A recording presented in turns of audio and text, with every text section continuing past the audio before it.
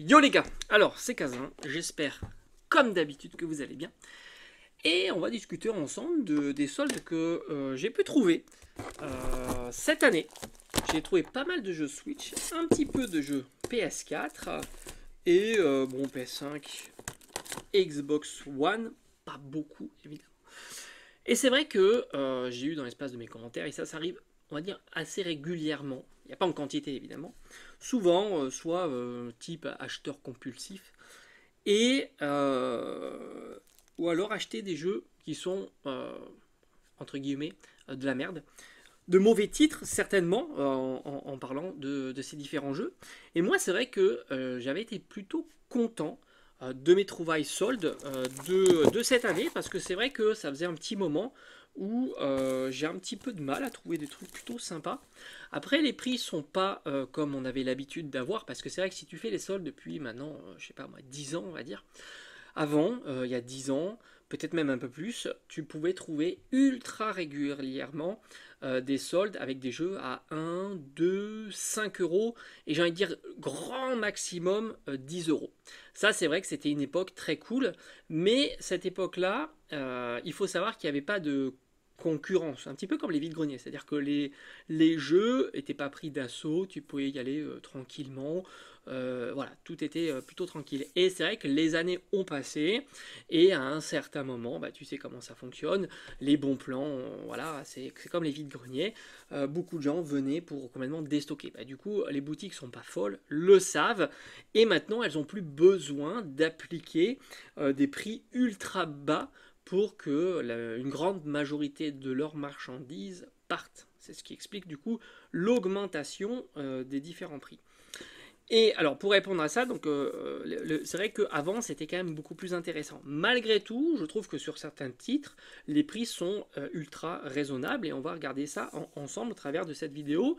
Et au final, je trouve que les jeux proposés, du moins cette année, en été 2024, j'ai trouvé que c'était plutôt sympa et avec des bons titres. Alors attention, je n'achète pas que des jeux uniquement pour moi, c'est aussi des jeux pour la famille, hein. J'ai des enfants, donc forcément, ils aiment pas les mêmes jeux que moi je pourrais apprécier, hein, comme les jeux de rôle par exemple.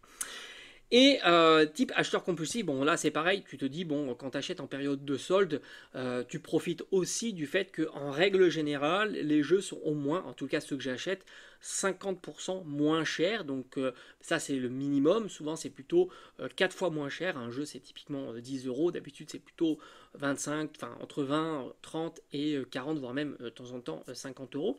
Donc du coup ça te permet d'en acheter un petit peu plus et en profiter à cette période-là plutôt que de les acheter les mois suivants et de devoir les payer plus cher. Donc au final, puis le prix joue aussi parce que tu peux avoir des jeux qui sont au prix fort pas très intéressants parce qu'ils sont peut-être trop courts, trop faciles, ils ont certains défauts et puis quand tu les trouves à 4 euros, tu te dis bon, même si le jeu est peut-être un peu trop court comparativement à son prix, à 4 euros, là c'est plutôt cool. Callisto Protocol, ça c'est vraiment un titre que j'aimerais bien tester, ça a l'air super fun. 4 euros, j'ai pas trouvé que c'était un titre trop mauvais et le prix plutôt intéressant. Octopath Traveler sur PS5, franchement, moi je suis fan de Squaresoft. Bon, là c'est Squaresoft Enix, c'est dommage que le CD s'est barré. Je trouve que les graphismes comme ça sont magnifiques. Squaresoft, quand il produit des RPG à l'ancienne, un petit peu comme ça, je suis jamais déçu. Donc autant te dire, en plus la collab avec Enix, moi j'ai connu Enix quand il était tout seul avec les jeux Super Nintendo, donc ça marche très très bien. Ça pour moi c'est vraiment une pépite. Et l'avoir trouvé sur PS5 et à la fois sur Switch à 15 euros, j'ai trouvé ça génial. D'ailleurs ce qui est marrant, c'est qu'à 15 euros, certaines personnes l'ont reposé. Tu vois, moi franchement, à 15 euros, il va directement dans ma collection. Ça, c'est une pépite. Le Cuphead, je crois que c'était 8 euros. Franchement, ce jeu est juste exceptionnel. Alors évidemment, pour ceux qui ne sont pas très bons en joueurs, ils peuvent être vite découragés parce que c'est un jeu dont la difficulté est très très accrue. Et c'est vrai que si tu es un excellent joueur, c'est un jeu que tu peux terminer assez rapidement. Sa durée de vie, elle varie beaucoup. Moi, étant un joueur plutôt moyen, c'est un jeu que j'ai fait sur Switch, que j'ai terminé sur Switch. J'ai mis un certain temps quand même pour le terminer parce que je suis mort beaucoup de fois. Voilà, je crois que c'est un petit peu l'idée hein, du jeu. Je suis mort beaucoup de fois, mais en même temps, je l'ai trouvé vraiment super sympa. Les graphismes sont vraiment magnifiques. Jeu à deux, c'est encore mieux. Donc ça, c'est vraiment un jeu à deux. Il y a énormément de choses à découvrir. Et puis, c'est tellement satisfaisant de réussir un jeu qui t'a donné du fil à retordre, hein, tout simplement. Donc là aussi, je trouve pas que Cuphead soit vraiment un titre merdique. Bien au contraire. Bon, moi, les RPG, j'en suis fan. Donc là, Disgaea 6, complète édition. Bon, ben moi, ça, c'est des jeux à avoir, évidemment, dans sa collection. En règle générale, les RPG, un petit peu à l'ancienne, j'en suis toujours fan. Le Atelier, c'est des jeux que j'aime bien aussi, très sympa. Alors là, c'était 10 € pièce. Franchement, pour des jeux comme ça reste des tout petits prix. On va aller sur Switch après. Le Star Ocean, là aussi, je crois que c'était 8 €. Franchement, RPG, quoi de mieux. Comment dire, il me semble qu'il est sorti il n'y a pas très longtemps. Là aussi, bon, il n'y a pas de souci. Le Sonic Frontier. Alors, Sonic Frontier, je t'avoue que c'est un jeu que j'ignore, que je vais découvrir évidemment. À 10 €, il me semble que lui aussi, il n'est pas si vieux. Et 10 €, ça me semble un prix plus qu'honnête pour ce jeu-là, sorti. Alors en 2000, je vois écrit 2022, donc je me trompe, en fait, il est peut-être plus vieux que prévu, mais pourtant je ne l'ai jamais vu. Et hâte de le découvrir, évidemment. Sonic, c'est quand même les jeux cultes hein, de la Mega Drive. Certains sont vraiment mauvais, d'autres sont plutôt pas mal. Le Wonder Boy, bon ben ça c'est vraiment génial. Ça, c'est des jeux que j'adore. Le gameplay, les graphismes sont magnifiques.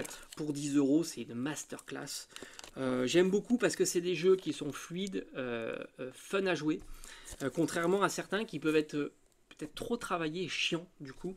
Là, c'est des jeux vraiment super sympas, quoi. Et puis, les graphismes sont magnifiques. Moi, j'aime beaucoup les graphismes 2D travaillés, quoi. Ça c'est vraiment un truc...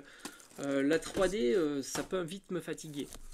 Tale of Symphonia, bon ben remastered, là c'est pareil, c'est excellent jeu. 10 €, je pense pas que ça soit pourri. Hein. Bravely Default 2, excellent, à 15 € récupéré chez Micromania. C'est fou d'ailleurs, c'est un jeu dont les gens n'ont pas spécialement voulu les récupérer à ce prix-là. Squaresoft Enix, bon en règle générale, Squaresoft Enix, ça marche très très bien. Le petit Persona Tactique, donc ça c'est très sympa, à 10 €, je vois pas la daube que c'est. Bon, Unicorn, Overlord, ça c'est vraiment la découverte. J'en ai acheté deux. Un pour jouer vraiment et un pour garder en CD dans la collection. Parce que c'est vrai que je collectionne aussi les jeux en CD. RPG, ça a l'air d'être un tactique RPG. Ça a l'air d'être très très joli, très bien foutu. Et ça, à la base, c'est un jeu qui était compliqué à trouver, mais qui a fait un petit peu comme, comment il s'appelle, Baiten Kaitos, c'est-à-dire qu'il est revenu assez régulièrement. Et puis au final, j'ai fait une commande quand même à 45 € je crois chez la Fnac, que j'ai annulée du coup. Et au final, bonne surprise chez Auchan à 35 €. Ça, c'est vraiment un jeu, rien que le design de la jaquette, les graphismes, etc. Moi, je suis fan de RPG à l'ancienne, tu vois. Donc, bon, Disgaea 6, on en a parlé. Bon, ça, c'était un titre que je voulais depuis très, très, très longtemps. C'est les souvenirs hein, d'époque. Hein. Moi, j'ai commencé vraiment à beaucoup jouer à partir de la fin de NES, début Super Nintendo. Et la Super Nintendo et la Mega Drive avec Aladdin, le Roi Lion. Donc voilà, ce sont les versions présentes dans ces consoles. Et ça, c'est vraiment génial. C'était un jeu que je convoitais énormément. Donc 10 €. En règle générale, il est régulièrement en promo. Et j'ai jamais réussi à l'avoir à 10 €. Bon, Unicorn Overlord, on en a déjà dit. Et puis voilà, quoi. Hein. On a Octopath. Bon, ça, c'est pareil. Hein. Ça ira dans ma collection en CD. Et enfin, le Rayman Legend. Ça, c'est vraiment le jeu platformer, graphisme magnifique, je l'avais fait sur Wii U, c'est une pépite, c'est comme le Donkey Kong Tropical Freeze, ce sont des pépites, franchement 10 €, allez les récupérer chez Carrefour, moi il y en avait encore pas mal de quantité dans mon Carrefour, ça joue à 4, c'est génialissime, donc franchement, pensez que ce sont des achats compulsifs ou même des jeux d'OB, franchement, dis-moi un petit peu ce que t'en penses. Hein. Après, chacun peut dire ce qu'il veut. Hein. S'il considère que ces jeux sont vraiment nuls, pourquoi pas. Admettons. En plus, c'est assez varié. Il y a du plateforme, il y a du action, enfin, il y a vraiment de tout, quoi. Action RPG. C'est vraiment chouette. En fait, moi, je suis très très content. Et c'est vrai que j'achète beaucoup, j'en profite beaucoup pour justement profiter des soldes et ne pas acheter au prix fort. Parce que, par exemple, PS5, j'ai pas de PS5, mais un jour, je l'aurai parce que je la trouverai en vide-grenier, parce que je la trouverai sur une annonce à pas très très cher. En règle générale, c'est ce que je fais sur des consoles dont je suis patient. La Xbox One, c'est pareil, je l'aurai dans ma collection pour quelques euros. Et du coup, ça me permettra d'avoir déjà une ludothèque sans avoir à débourser une fortune, soit au moment où ça sort, soit après, parce que la plupart de ces jeux-là seront très compliqués à trouver après, et je les paierai encore plus cher en occasion que le prix là, parce que beaucoup de jeux ont tendance à diminuer de prix, et puis petit à petit à remonter quand ils sont populaires et sympas. Là au moins je les ai déjà, je suis tranquille, et puis voilà, on est tranquille. Et puis il faut pas oublier que je suis pas le seul à jouer dans la famille. Allez, je te dis à bientôt.